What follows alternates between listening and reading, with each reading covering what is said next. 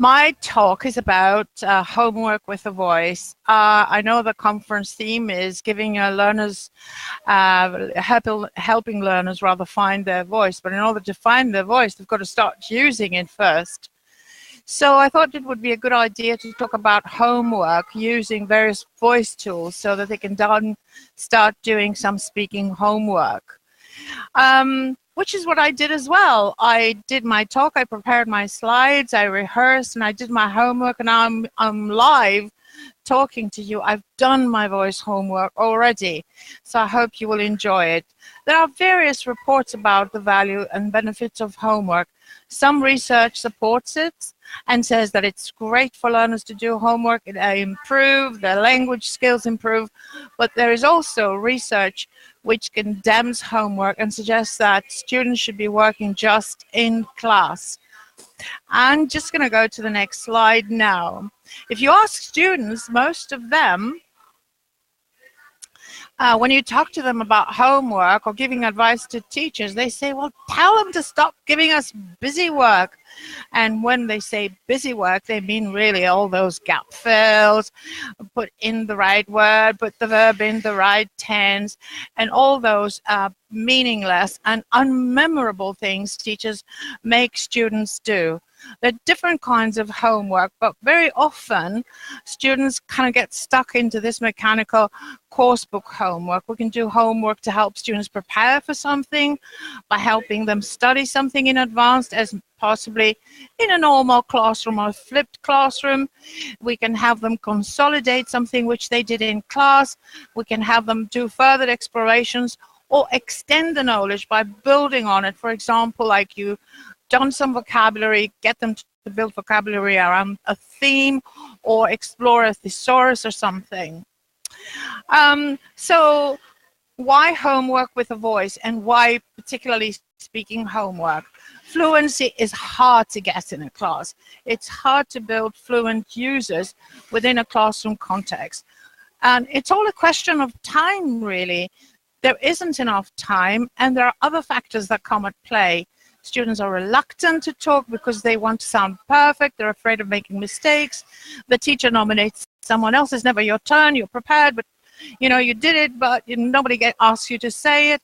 Some students are more eager than you, and they jump in and never give you the chance, or you're shy. You don't want to talk in front of other people. You don't want to show yourself up as not being very clever or anything. So you end up not talking enough. So speaking homework is what will help you. And I want to talk to you about 3 or 4 different tools. I only have 10 slides, so I'm not going to flood you with hundreds and hundreds of tools. But I'm going to choose 3 or 4 that I really, really like. And the first one, if you know of it, is called Voicethread. Voicethread is a wonderful tool. It's particularly designed to work with younger learners. It's a child-safe environment. There are safety valves in there so that odd people are not going to go in there and kind of harass your students. You can upload, you can create voice threads. You can see a couple of voice threads on the page here. One is with a visual aid, which I created with a word cloud and some images that I stuck on it. And the other one is regular text. It's a regular reading passage. So you can do different things with VoiceThread. What you can do is you can put up your material.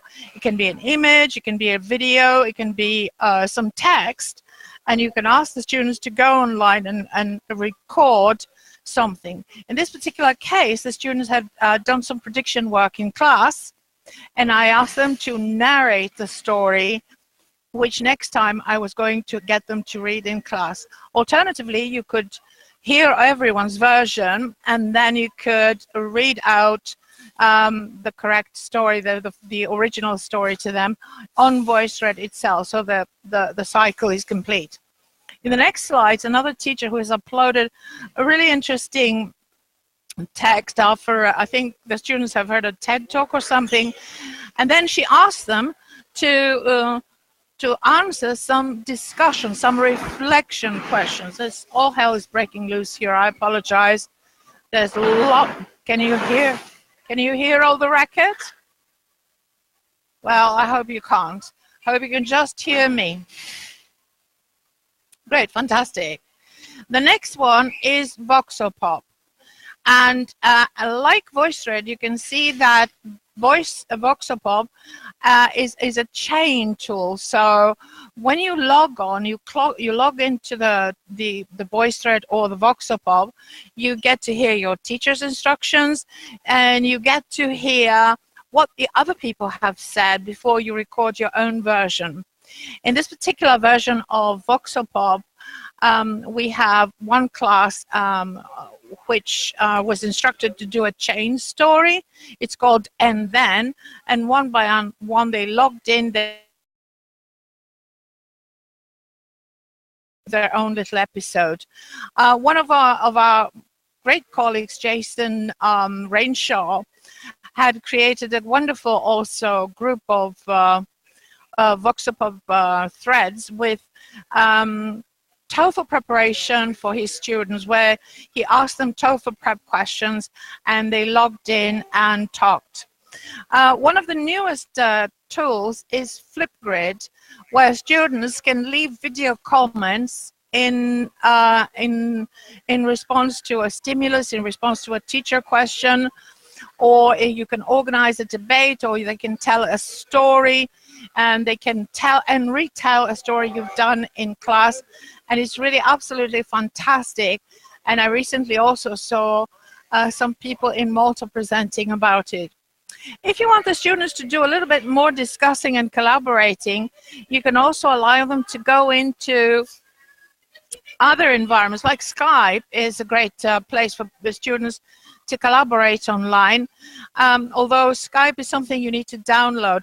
I particularly like this one, Appearing, because you don't have to log in, you don't have to download anything. It's just an online tool. You log in there, you open a room, you can call it Costa, Marisa, Robert, or whatever, and you can lock it. You can always come back to that room, and two students can arrange to meet, discuss, and collaborate, particularly if they're doing project work. There are many different voice recorders available online, and I would particularly like to talk about Voki. It's one of my favorites because it's also so easy to use, and again, you don't have to download anything.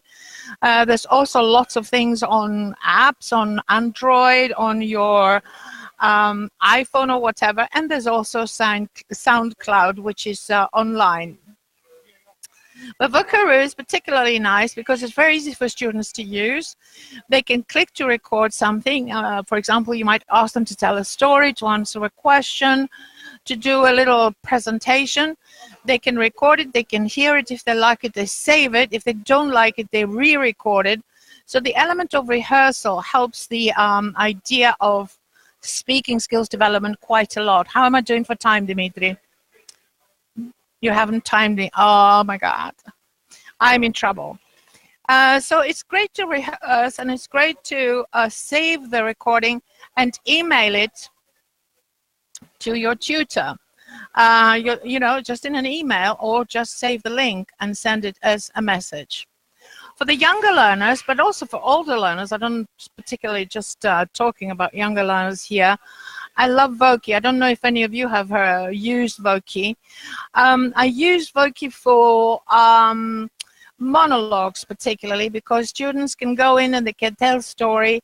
They can tell a story about like a character. For example, a student can choose a character, choose their hair, choose their clothes, choose their bling, and they can tell a story as the character.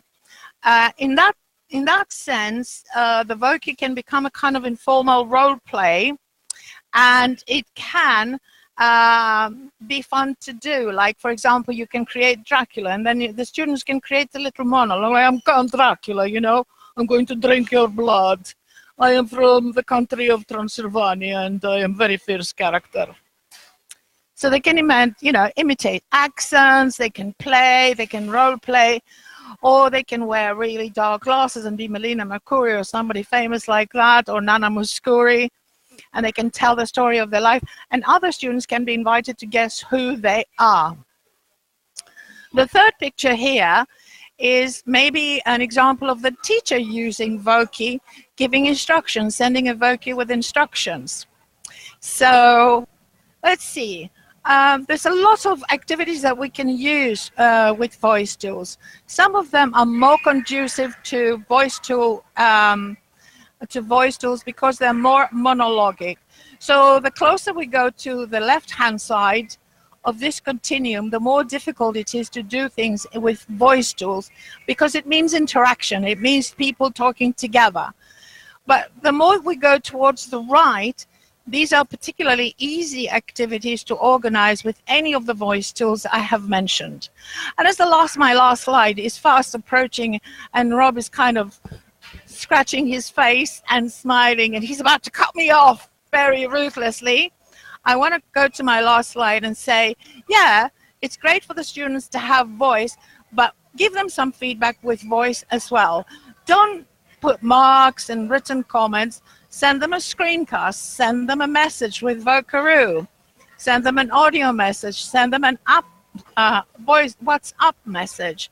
Send them a Voki saying what a great story they wrote, or maybe how they should correct it. And I think I'm about to finish. Best of luck with your voice tools. And I think that's about the end of this talk. Thank you very, very much.